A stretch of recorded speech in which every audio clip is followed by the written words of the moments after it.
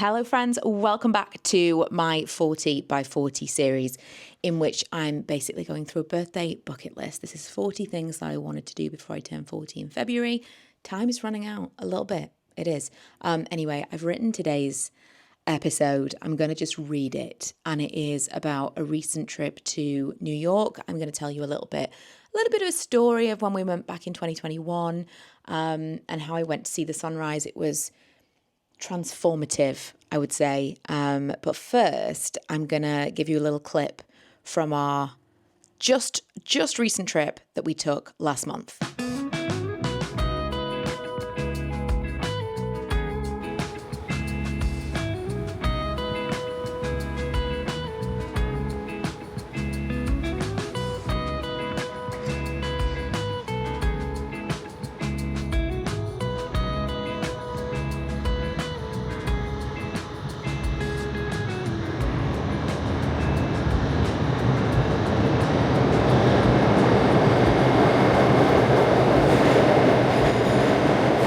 Hello friends, welcome back to another vlog from New York.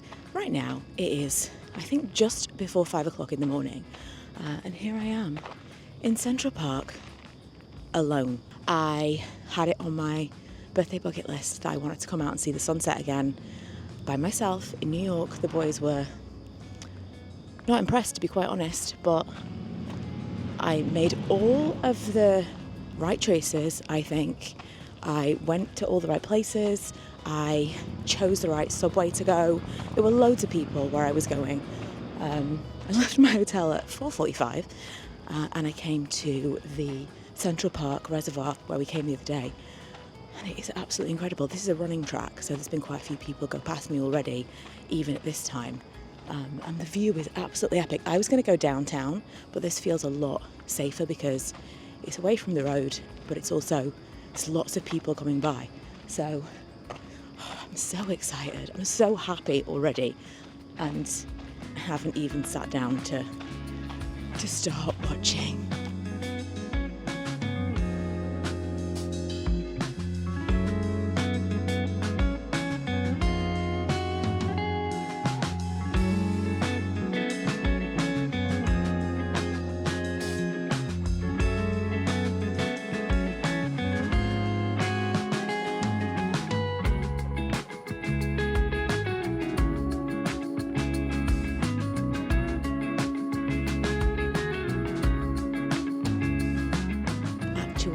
Actual magic. Right, I'm going to walk down. I'm going to hopefully go and find a coffee now. Walk down the park, get a subway back, and I'll be back in the room probably by 7.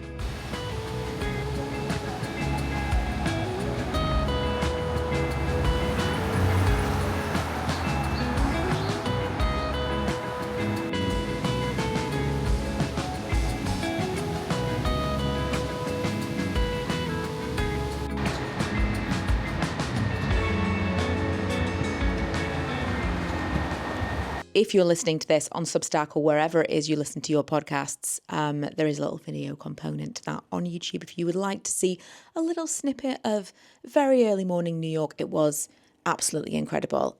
Anyway, on with the episode. When I wrote my birthday bucket list, I cheated a little. There were some things that I'd already planned that I added knowing that they'd be easy wins. I mean, we're going to get to those. I'm so far behind with this list, but we'll continue.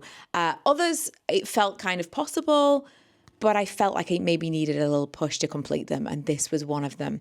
In 2021, we visited New York at Christmas for the first time. Amazing.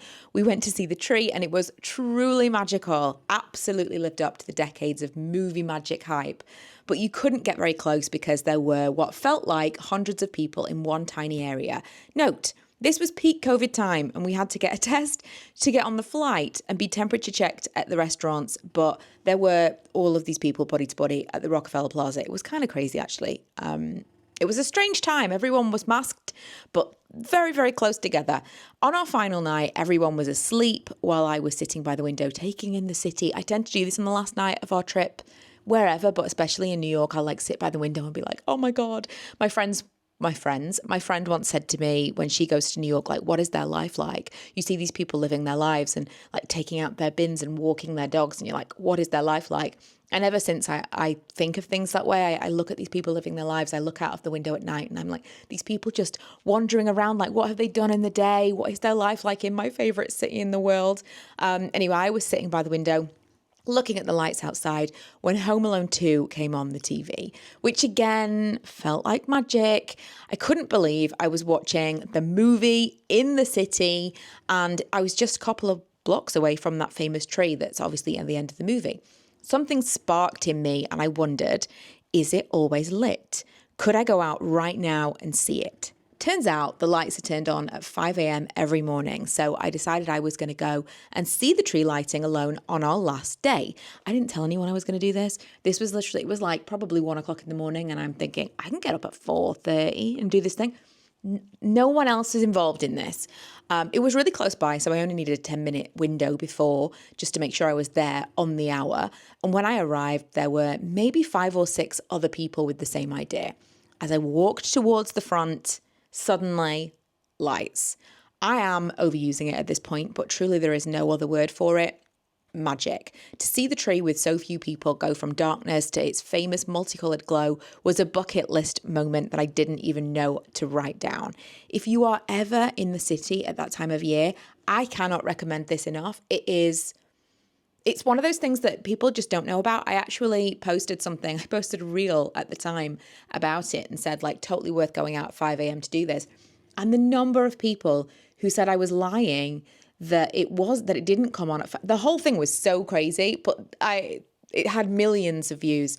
And so many people thought I was just lying. Like, I don't know for what reason I would lie, but it turns off around midnight and it comes back on at 5 a.m. Whether you go out and just see it, like at 6, would probably be fine, maybe even 7. I'm sure there's not crowds and crowds at that time in the morning, or you actually get there for it being lit, which is magical. To see it from complete darkness to like the glowing lit tree, go and do it. If we ever go back at Christmas, I will do it again, 100%. Once I'd had my fill, I decided to make the most of my early morning and find somewhere to watch the sunrise. I stopped by Starbucks for a coffee and headed towards the park, where I found another group of like-minded people scattered along a large rock. It was apparently this is like a thing. I didn't know. I'm just like hovering around and being like, I'll go into the park and there'll be somewhere that I can sit somewhere. And there was this big rock, and apparently that's a thing that people do. So I set up my camera to capture the scene, and I enjoyed the collective experience in my favorite place in the world while my family still slept and had no idea that I was gone at all. So, As a middle-aged woman, it's easy to lose yourself in the day-to-day routine of your commitments, but allowing yourself to do something just for you, which, as I'm reading this, I'm going to do a little edit, just for you, can remind you of who you are outside of everything else. I've just seen so many posts recently saying your mother's just a girl experiencing life for the first time too. And while that message isn't always well received, it's true. I've seen so many posts that are specific to this, and people are like, that's not an excuse for XYZ. And I completely agree. I don't think that those posts are intended to be like, give your parents a break if they're terrible, terrible people. If you've had like abusive, traumatic childhoods, then yeah, okay, fair enough. But for the average person, it's really easy to kind of overanalyze your parents, your childhood. When people say you grow up and suddenly you realize that your parents are just people, it's that. It's that realization that, especially if you are also a parent yourself, I've had conversations with my daughter where she said that something that I did or said, or the way that I did a certain thing, translated to her in a completely different way. And I have realized that I parented her in the way that I feel that I needed to be parented, not in the way that she necessarily needed to be parented. Everything's through our own lens. And as you grow up and as you get older, having those kind of conversations with your parents really helps. It's nice to be able to come away from a conversation with the people that raised you without resentment and just understanding each other a little bit better. But, if they were terrible people, they were terrible people. But it does help to remember we're all just doing this for the first time. We're all just literally making this up as we go along and trying to do our best. And so it helps me as a parent of now an adult child I suppose it does let me off the hook a little bit. It does help me be kind to myself, but it also helps me to remember that I am just living for the first time. And just because you're in a certain phase of life doesn't mean that you have to give up on your living, if you know what I mean. Sometimes we put ourselves in boxes because life is just easier to manage that way. I'm in a phase of parenting, marriage, working on this project, building this career. If we only have to worry about what is in this box, we don't have to think too far ahead or look beyond ourselves. And I understand that more than most. I am easily overwhelmed. I wrote a post. I mean, the last couple of posts that I've written have been about my highly sensitive nature and how I find it really difficult to deal with the news right now. And so put myself in a box all day long. I don't want to think about what's outside my box. Just these four walls and I'm good. That's just, I think it's a thing with dogs as well. They say that if you put a dog in a crate, he only has to worry about, like, this is his area to patrol. Give him the whole house, it'll make him anxious. I've definitely experienced that with childhood dogs, and the dog that I've got now, he likes to be in a confined space and he likes to be like, this is my only space that I have to take care of. And I think that that is a thing, just like psychologically put ourselves in boxes to protect ourselves and to make life a little bit more bearable. But every now and then, take yourself out and do something different. Last month, we visited New York again, and I told myself, I told my husband. I told my husband this time that I planned to go out and see the sunrise. This time I went with just my son and my husband, and neither of them were happy. He didn't feel like it was safe. And honestly, if someone else was telling me this story, I might feel a little bit like maybe I should have considered him more. Maybe it wasn't fair for me to choose myself in that moment over his comfort. Maybe he was going to be, although he was fully asleep when I got back, so I think he was fine. But he was concerned, and maybe I should have taken that into consideration, but I didn't. I took a subway 70 blocks north from where we were, and I watched the sunrise over the reservoir in Central Park by the running track. It was exhilarating. As I sat there and I watched the sun. I mean, it was just magical anyway, but then there's like people running, there's people chatting. Again, what is their life like? Everything about it was like, I also had that moment. In that moment there, I thought, the next time we come, I'm going to go for a run around this running track. I am not a runner. Remember when I talked about doing couch to karaoke? I did that for like 3 or 4 weeks. I am not a runner. But that is now, I'm adding that to my overall bucket list that I want to go for a run around the Central Park Reservoir. We did do... we cycled around Central Park. This time, for the first time ever, it was so hard. Honestly, I am not fit. I am not fit at all. I still have some months. I still am committed to, I'm not committed because I'm not doing anything, but I still want to be in the best shape of my life before I turn 40. And honestly, if I start doing any amount of exercise right now, I will be in the best shape of my life because I've never committed to exercise in my life, ever. And even if I just kind of go back to my 10,000 steps a day and maybe do some weights and some stretching, that will be a thing. But yeah, I have to, I think one of the big things is if I commit to this, updating you on my 40 by 40 list, I've already ticked off lots of things that I haven't talked about in podcast episodes. If I try, I'm like at least once a week, I'm going to do this. Maybe that will kind of keep in my mind, listen, you've committed to yourself. Here are the things that you are, like, don't lose sight of. Maybe that'll help. We'll talk about it next week when I definitely am going to do another one of these, maybe. But it was exhilarating. And walking back through the city, as it was waking up, as people were starting their days, I felt like just this huge sense of achievement. And I'm not entirely sure why. Maybe it was because I could have stayed in bed and said next time, but I needed to show up for myself and I needed to remember I am a person living for the first time too. The moments of madness are always my favourite, and while this particular adventure may not be for you, because it was dark and it was a lot of strangers and I was getting on the subway for 70 blocks at 5 o'clock in the morning, that might not be for you.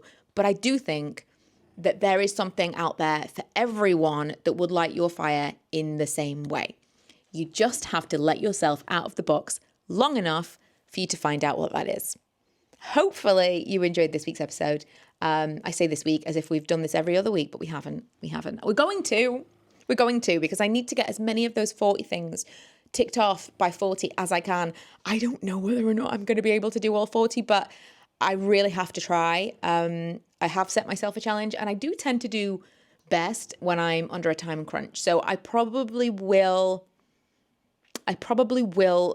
do better in the final months, which we're kind of in now. This is the latter half of the year, and then after Christmas, it's almost over. So you might notice an uptick now because I do tend to do well right before a deadline. But yeah, thank you so much for watching, listening, reading, however you are consuming these posts. Thank you for following along. If you haven't already, subscribe here on Substack, wherever you listen to podcasts, and I will see you guys in the next one.